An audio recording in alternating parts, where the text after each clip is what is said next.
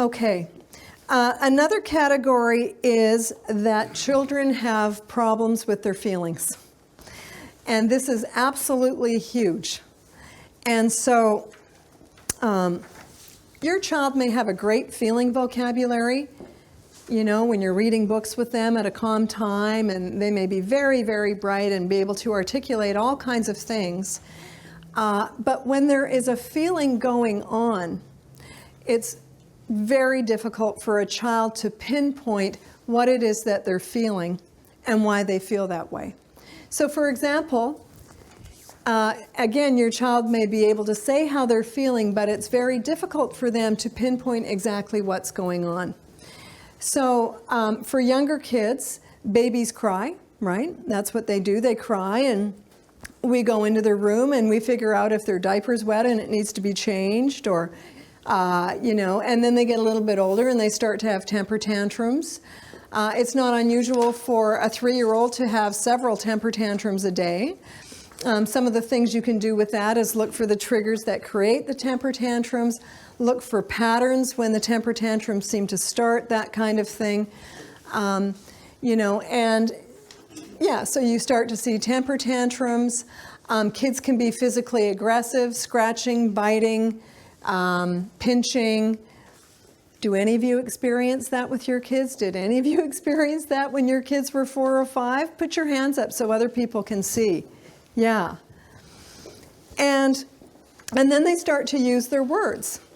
And their words don't necessarily sound like, oh, I'm so overwhelmed, I took on too much today, says, you know, the 4-year-old.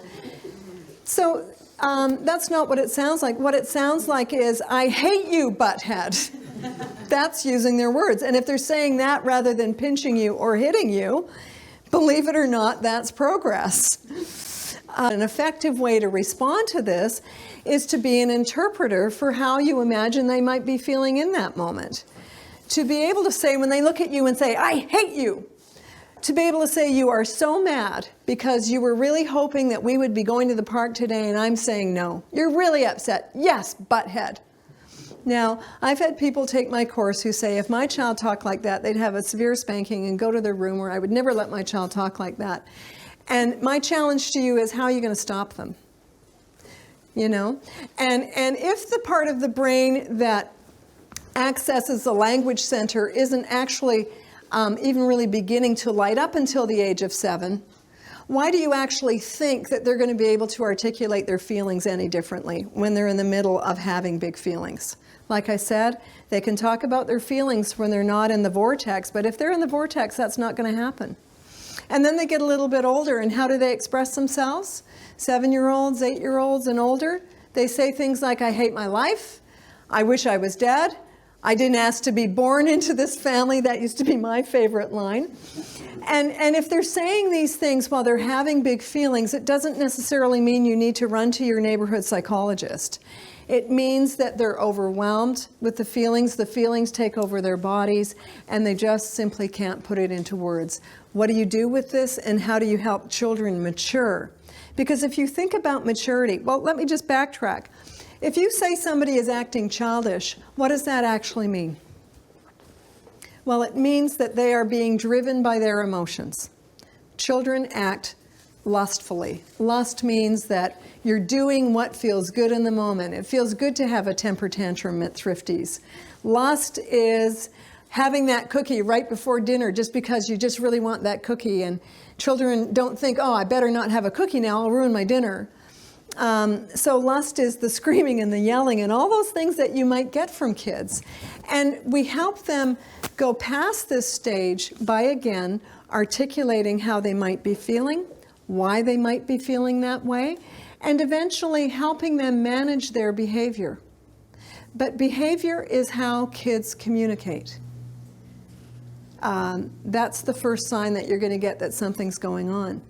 And just think about this. You as an adult, think about the last time you were in a bad mood. I can think about that. Last time I was in a bad mood, someone said to me, oh, you seem really grumpy right now. And I said, oh, really? I don't think so. And then when I stopped to think about it for a moment, I realized, actually, yes, I am feeling grumpy right now. I didn't even notice that I was feeling that way, but they noticed it in my body language. So it was going beyond me. I didn't even notice. And then I had to think about, why am I in this bad mood? And when did this bad mood start? Do you think kids can do that? They absolutely cannot. The day happens to them. All those things happen through the day for the non-adaptable kids where friends aren't being fair, and the hunger and the fatigue and the overwhelm, and suddenly they just lose it. A lot of people say to me, what do you do when the kid gets into the vortex and there's just no reasoning with that kid? Keep them safe. Keep yourself safe. Often when kids go into that vortex, though, they're just releasing all those stress hormones. And it's probably harder on you than it is on them. Actually, I worry more about the kids who don't release the stress hormones, who go inward, because they feel way better after they let it all out. Your tools, again, are looking at the triggers to see if you can manage the triggers. Your other tool is to use your reflective listening to go in and say things like, boy, you're looking a little upset. Are you disappointed? Was it that you wanted this? And just because you're going into the feelings doesn't mean you're caving with your limits, or that you're agreeing with them around their perspective of things. It just means you're acknowledging how they feel.